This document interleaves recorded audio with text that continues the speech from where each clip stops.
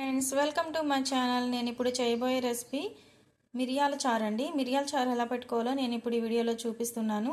టమాటాలన్నీ ఒక మిక్సీ జార్లో కట్ చేసుకుని ముక్కలుగా వేసుకోండి. పచ్చిమిరపకాయలు, ఆనియన్స్ మొత్తాన్ని కూడా మిక్సీ జార్లో వేసుకుని మిక్సీ పట్టుకోవాలండి. కొంచెం జీలకర్ర, ధనియాలు, మిరియాలు కూడా వేసేసుకోండి. ఘాటు ఎక్కువ కావాలనుకుంటే ఎక్కువ మిరియాలు వేసుకోవచ్చండి. కొంచెం చింతపండు మొత్తాన్ని కూడా మిక్సీ వేసేసుకోవాలి. స్టవ్ ఆన్ చేసి కొంచెం ఆయిల్ పెట్టుకుని మనం మిక్సీ వేసుకున్న పేస్ట్ మొత్తాన్ని అందులో వేసేసేయండి. పచ్చివాసన పోయే వరకు వేయించుకోవాలి. 2 మినిట్స్ ఇలా వేయించుకున్న తర్వాత కొంచెం పసుపు, కొంచెం కారం,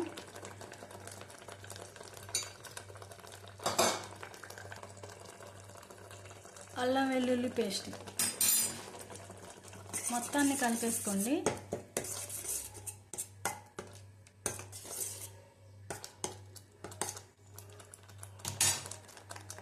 తర్వాత వాటర్ పోసేసుకోవాలండి.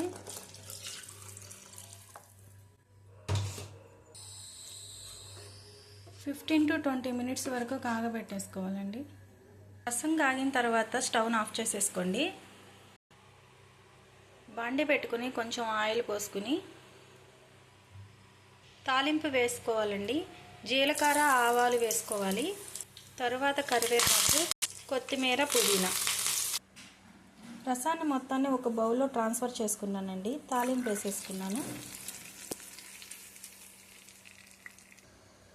ఎంతో సింపుల్గా ఎంతో టేస్టీ అయిన మిరియాలు టమాటా చారుని ఇంట్లో ఇలా సింపుల్గా రెడీ చేసుకోండి.